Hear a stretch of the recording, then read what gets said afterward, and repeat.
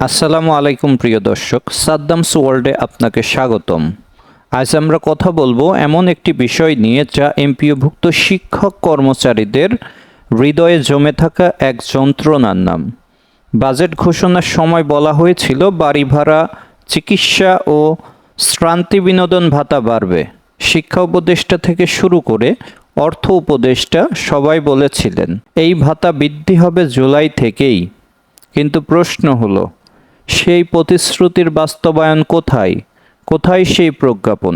Budget ঘোষণার আগে ও পরে একাধিকবার বলা হয়েছে যে শিক্ষক কর্মচারীদের দীর্ঘদিনের বঞ্চনার অবসান ঘটাতে এই ভাতা বাড়ানো হচ্ছে। বিদায়ী শিক্ষা উপদেষ্টা ডক্টর ওয়াহিদ উদ্দিন মাহমুদ সরাসরি বলেছিলেন, শিক্ষা নিয়ে বাণিজ্য চলতে পারে না, সকল নিয়োগ সরকারের অধীনে আনা উচিত এবং শিক্ষকদের আর্থিক নিরাপত্তা নিশ্চিত করতে এসব ভাতা বৃদ্ধি করা হবে। তিনি একাধিকবার শিক্ষক নেতাদের সঙ্গে আলোচনার বিষয়ও প্রকাশ করেছিলেন।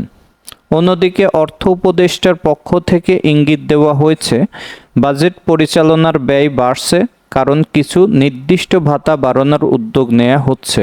তবে বাস্তবতা হলো জুলাই প্রায় আসন্ন, অথচ আজ অবধি কোনো প্রজ্ঞাপন জারি হয়নি। শিক্ষা মন্ত্রণালয় ও মাধ্যমিক ও উচ্চশিক্ষা অধিদপ্তর একে অপরের দিকে তাকিয়ে আছে। কোথাও কোনো স্পষ্ট ঘোষণা নেই যে প্রজ্ঞাপনটি কবে আসবে। শিক্ষকরা প্রতিদিন অপেক্ষায় থাকেন, হয়তো আজই আসবে সেই কাঙ্ক্ষিত নির্দেশনা। অথচ প্রতিশ্রুতি অনেকবার শুনেছেন তারা, কিন্তু বাস্তবে প্রাপ্তি নেই। বর্তমানে প্রায় 5 লাখ এমপিওভুক্ত শিক্ষক ও কর্মচারী রয়েছেন যারা এই ভাতা বৃদ্ধির উপর নির্ভর করে পরিবার চালান।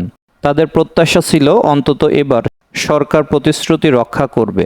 ঈদের আগে যদি 50% পর্যন্ত বাড়ানো যেতে পারে, তাহলে বাড়ি ভাড়া ও চিকিৎসা ভাতা কেন এখনো ঝুলে আছে? শিক্ষকদের এই আর্থিক অনিশ্চয়তা শুধু তাদের ব্যক্তিগত জীবনে প্রভাব ফেলছে না, এর বিরূপ প্রভাব পড়ছে পুরো শিক্ষা ব্যবস্থায়। একদিকে মানসম্পন্ন শিক্ষার কথা বলা হচ্ছে, অন্যদিকে শিক্ষকদের জীবনমান উন্নয়নের ক্ষেত্রে কার্যকর পদক্ষেপ অনুপস্থিত। দর্শক, আজ আপনাদের কাছে আমার প্রশ্ন, আপনারা কি মনে করেন বাজেটে ঘোষিত এই ভাতা বৃদ্ধির প্রজ্ঞাপন আদৌ আসবে, নাকি এবারও হয়ে থাকবে আরেকটি লোক দেখানো প্রতিশ্রুতি? আপনার মতামত নিচে কমেন্টে জানাতে ভুলবেন না। ভিডিওটি ভালো লাগলে লাইক দিন, শেয়ার করুন এবং এমন আরও গুরুত্বপূর্ণ আপডেট পেতে চ্যানেলটি সাবস্ক্রাইব করুন। সাদ্দামস ওয়ার্ল্ড থেকে আমি বিদায় নিচ্ছি। আবার দেখা হবে পরবর্তী কোনো ভিডিওতে। আল্লাহ হাফেজ।